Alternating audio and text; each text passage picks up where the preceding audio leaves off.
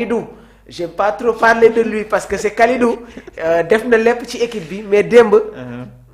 Kalidou n'était pas à 100% xaw ma ndax match bu mu joué wul la ci huitième de finale bi et truc mais hier Kalidou. si fin de match bi sax. xawoon na ñëw tuuti si lay soog a yeewu mais début de match bi si relance bi interception bi muy njëkk a def l'état de la pelouse yenn relance yi. ça n'a pas trop relance yi baax na Mamour mais xam nga. attention Yaya démb Kalidou vraiment sa prestation bëgguma di wax ci moom mais. xam nga tey. xam nga Kalidou lenn la war a mën a corriger tuuti dans son jeu. ak expérience bu mu am mooy yenn pass yi kenn du ko forcer ci défenseur central. pass yi nga xamante ne da ngay bëgg mu jaar ci digg terrain bi. du lu ñuy forcer.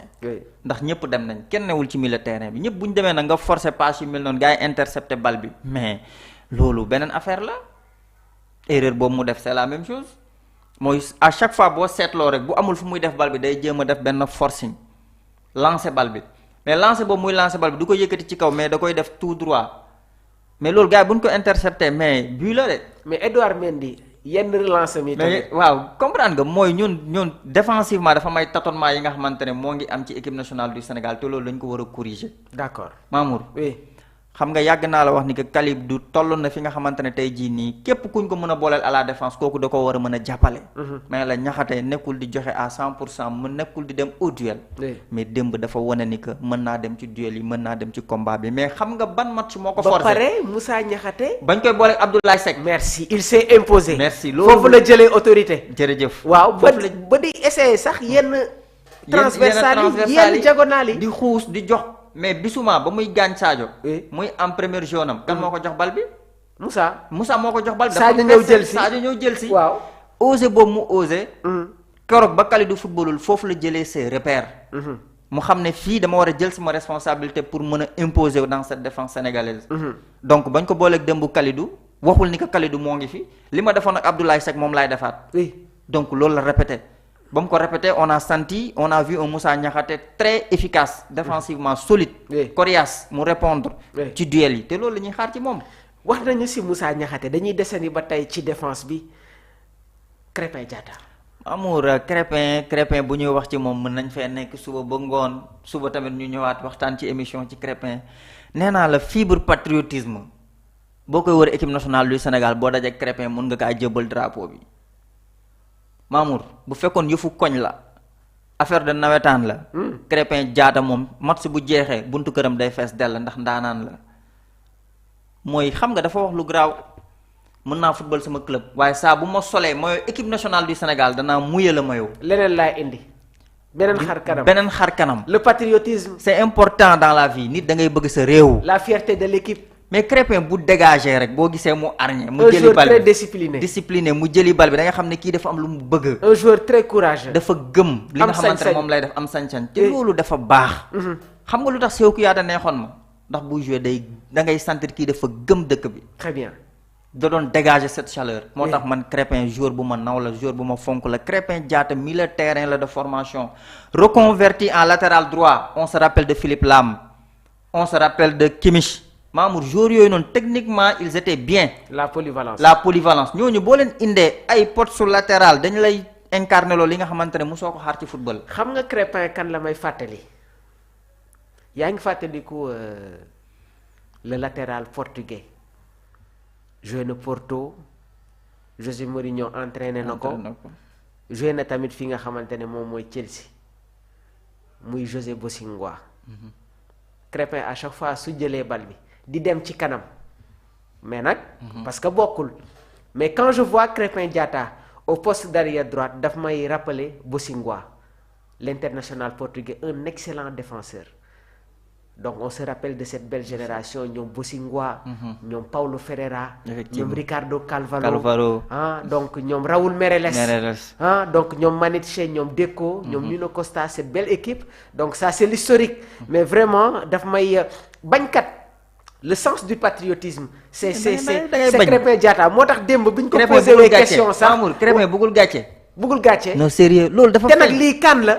mais lii kan la da nga war a joxe sa réew moo woote drapeau la ñaata jour ñoo ne biir Sénégal. ñaata ndaanaan ñoo fiy dox yore seen ay crampons di dem ci terrain yi mun fuuf ñi nga xamante ne tey jii nii woon nañ leen à l'équipe nationale du Sénégal Mamour nous avons des talents nous avons des jeunes footballeurs yi nga xamante ne foo leen yóbbu dañuy mën a exprimer wu. ba tey yow ñu tànn la. waaw rocci la ñu ne drapeau bi yaa koy représente ni ko gars yi di waxee. donc boo fa demee da nga war a mën a wane fulla jom fayda ba tey bu ñu ñàkkee ñu ne wallaay gor nga loolu la Crépin di wane. loolu mooy Sénégal Crépin c'est le Sénégal. waaw mais nag Yaya suñu waxee sur les individualités suñ si yàggee trop il faut admettre que par moment. La défense de l'équipe nationale du Sénégal je dirais plutôt qu'elle est très fébrile. ah oui. parce que tamit gars yi ni ñuy yegsee suñu camp ni ñuy amee suñu ay occasion dafa yomb trop de. yomb na moom. parce que sooy xool Mali deuxième mi-temps bi à 10 li ñu am ci ay occasion amuñu ko sax bi ñu nekkee woon à 11. Le Sénégal s'est créé des occasions gis nañu benn gardien malien boo xamante ne vraiment il a fait des arrêts décisifs te seen gardien bi dafa gaañu premier mi-temps bi. dafa forcer match bi de. mais tamit am na ay occasion yoo xamante ne génne na ko mais à ce niveau de la compétition là dinañ ñëw ci attaque bi. parce que il y a des occasions yoo xamante ne ça ne se pardonne pas gis nga yenn équipe yi demi occasion dañ koy concrétiser. mais ñun constat bi ñuy def mooy par moment notre défense. peut-être que manque de communication la. je dirais pas manque de coordination mais défense plate bi tamit défense plate bi. par moment je pense que baaxul il faut mu am koo xamante ne moom mooy jéem a jiitu tuuti ñuy xool hors-jeu yi Sénégal ñaata hors-jeu lay gagné ci rencontre nañu xool chiffres yi def point d'interrogation yenn équipe yi ni ñuy accéder ci suñu périmètre dafa yomb trop et man maa ngi ko njëkk a seetlu bi ñuy jouer ak équipe bi nga xamante ne moom mooy la RDC ci bile CAN bi ñuy jouer contre le Soudan xoolal tey jii les offensives soudanaises nu ñu doon yegsee ci suñu périmètre. mais am na ay équipe yoo xamante ne pour nga yegg ci seen camp c'est tout un problème. c'est vrai c'est tout un problème. et à ce niveau de la compétition là ñaar moo lay jëlloo coupe maa la koy wax tey. équipe yu doon dugal ay 3-4 tey suñu joué ils ne vont pas marquer ce genre de but là day nekk ay match yu serré trop. xoolal Algérie ak RDC dañu dem ba ci prolongation. Algérie soog a dugal RDC xoolal démb match bi nga xamante ne Maroc joué na ko ak Cameroun. un match très compliqué serré da ngay gis ne que il y a ay assises défensives yu am solo trop mais suñu waxee sur les individualités des joueurs suñ ko waxee kase duñu wax ne que il y a des failles dans cette défense mais par moment il faut l'admettre la défense est fébrile te à ce niveau de la compétition là pour nga gagner CAN bi da ngay am une très bonne défense une défense solide ak attaque boo xamante ne da lay dugal rapidement say but dinañ ñëw ci attaque bi parce que je pense que am na benn nouveauté. dinañ ci waxtaan la prestation de El Hadj Malick Diouf. ah oui il a bel et bien répondu présent. oui. xam nga la gestion de l'entraîneur. bi nga xamante ne moo ngi koy doxal biir équipe nationale du Sénégal. oui il faut qu'on en parle Mamour. ndax diggante El Hadj Malick Diouf ay Ismaël Jakobs saa su ne dañuy ne kan moo war a titulaire. tey match bi ñu gis. Pape Bouna Thiaw am ku mu indi beneen rencontre mu indiwaat keneen. waaye démb daf ñu proposer El Hadj Malick Diouf. démb li nga xamante ne moom lañ doon joyandi ci moom mooy défensivement jàpp nañ ni que il n'est pas solide. mais démb dafa teggi loolu teg ko fële. donc am na ay corrections yi nga xamante ne jot na koo def man ci gàttal ci li ma seetlu mooy il a un peu progressé ci wàllum défense bi.